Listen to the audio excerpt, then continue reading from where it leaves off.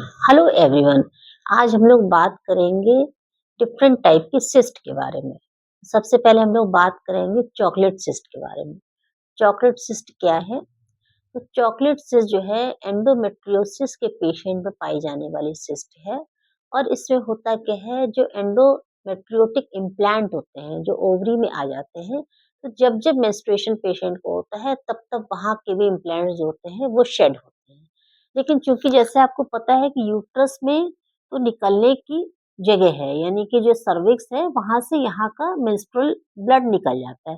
लेकिन ओवरी में कोई भी ऐसा प्लेस नहीं है जो इस ब्लड को निकाल सके। तो जब बार-बार यहाँ ब्लड इकट्ठा होने लगता है मेंस्ट्रुएशन के टाइम में, तो ये ब्लड इकट्ठा होते-होते ब्लैक कलर का हो जाता है, चॉकलेट की तरह का हो जाता है। इसीलिए इस तरह की जो सिस्ट होती है, वो जब हम लोग ओपन करते हैं, तो मटेरियल जो हमें दिखता है, वो चॉकलेट की तरह या ब्लैक टाइप का दिखता है, क्योंकि वो ओल्ड कलेक्टेड ब्लड होते हैं। तो इस तरह की डायग्नोसिस जो है, इसको हम लोग बोलते हैं chocolate cyst of the ovary. इसमें मेन प्रॉब्लम क्या होती है कि ओवरीज जो होती हैं वो यूट्रस से एडहेरेंट हो जाती हैं। तो जब हम लोग इसमें अल्ट्रासाउंड करते हैं, स्पेशली जब ट्रांसवेजाइनल सोनोग्राफी करते हैं, तो जैसे हम यहाँ से प्रोब डालते हैं और उसको मूव करते हैं इधर और इधर ओवरी को देखने के लिए, तो ड्यूरिंग मूवमेंट जो हम लोग जाते हैं, तो चूंकि ओवरी सटी हुई होती है तो पेशेंट को बहुत ज्यादा दर्द होता है।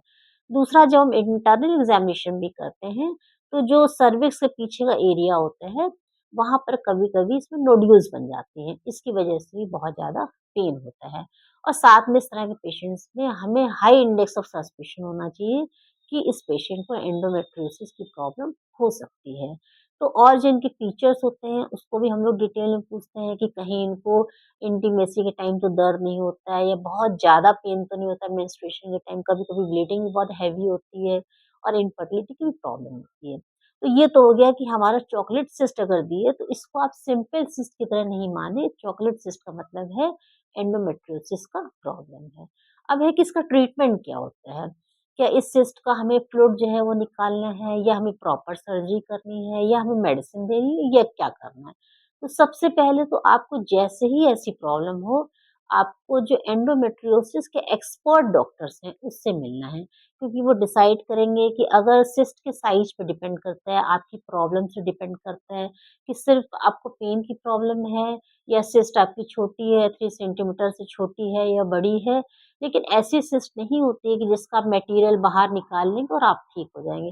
अगर आप वैसा करेंगे तो आपको वापस ही हो जाएगा, उसका रिकरेंस हो जाएगा और आपको बार-बार सर्जरी करानी पड़ेगी। तो बहुत इम्पोर्टेंट है कि इसकी डायग्नोसिस बनाना। और दोनों ओवरी जब यहाँ सट जाती हैं तो हम लोग इसको अल्ट्रासाउंड में फाइंडिंग्स जो है, कई बार हम लोग बोलते हैं किसिंग ओवरीज, मतलब एक दूसरे से सटी हुई ओवरीज हमें दिखती हैं। तो ये हो गया अबाउट द एंडोमेट्रियोटिक सिस्ट। दूसरा, हमारी सिंपल सिस्ट होती हैं जो हमारी पीरियड्स जो होते हैं मेंस्ट्रुएशन, उसके मिड ऑफ द साइकिल पे जब ओवुलेशन के आसपास बनती हैं, तो उसको हम लोग जो है 2 महीने 3 महीने में फिर देख सकते हैं। अपने से भी ये डिसअपियर हो जाती है या हमारे ट्रीटमेंट से भी चली जाती है। लेकिन जो एंडोमेट्रियोटिक सिस्ट यहाँ बनेगी, वो 2-3 महीने में हमारे ट्रीटमेंट से नहीं जाएगी। और तीसरा, पीसीओडी का सिस्ट होती है, छोटी-छोटी सिस्ट होती हैं, बिल्कुल स्मॉल फॉलिकल्स होती हैं चारों तरफ, जैसे आपको इसमें दिख रहे हैं। तो इसको हम लोग पॉलीसिस्टिक ओवेरियन डिजीज़ बोलते हैं। और ये जो आपको दिख रहा है, ये क्या है कि हेमरेजिक सिस्ट है। इसमें क्या है कि जब ओव्यूलेशन होता है उसके बाद कई बार इस तरह की सिस्ट बन जाती है, इसको हम हेमरेजिक सिस्ट कहते हैं। तो कोई भी सिस्ट अगर आपकी उसमें अल्ट्रासाउंड में दिख रही है, तो आपको ध्यान देना है। अगर चॉकलेट सिस्ट आपको दिख रही है, तो आपको जो है तुरंत इसमें आगे बढ़ के ट्रीटमेंट करना है, क्योंकि एंडोमेट्रियोसिस एक बहुत समस्या वाली चीज़ है। एक तो रिकरेंस होता है, फिर बहुत ज़्यादा पेनफुल होता है और फिर इसका जो इम्प्लांट्स होता है वो कई जगहों पर होता है, तो पूरी एनाटॉमी डिस्टर्ब कर देता है, जिससे पेशेंट को कंसीव करने में भी दिक्कत होती है। Thank you.